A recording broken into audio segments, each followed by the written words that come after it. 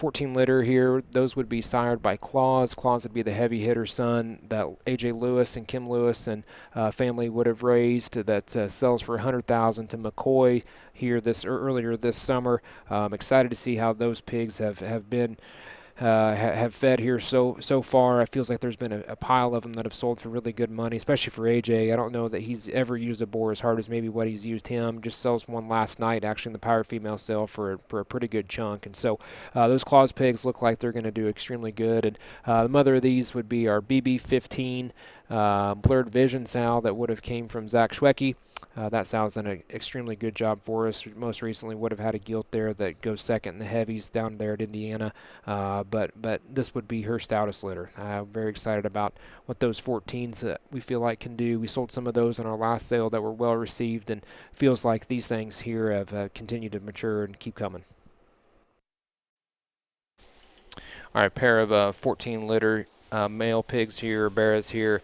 These would be Claus out of our sow from Schwecke, and we sold some litter mates to these early, and these things were maybe just not quite ready, and so probably was the right move to let them wait, and they just keep getting stouter and just keep coming with more here the more mature they get. Yeah, I'd hope they would with the way that Claus boar looks in the videos and stuff I've seen. Yeah. But I like these things' maturity pattern.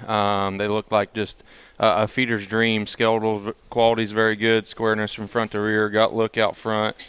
And hair and bone.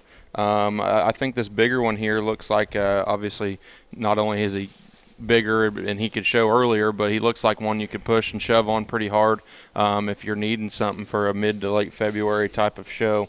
Or it could stretch into March. But I definitely think somewhere there in that February time period I agree. is a good show point for him. But looks like he could just be a feeder's dream and go home and eat high protein feed for a long time and not have to really worry about much here.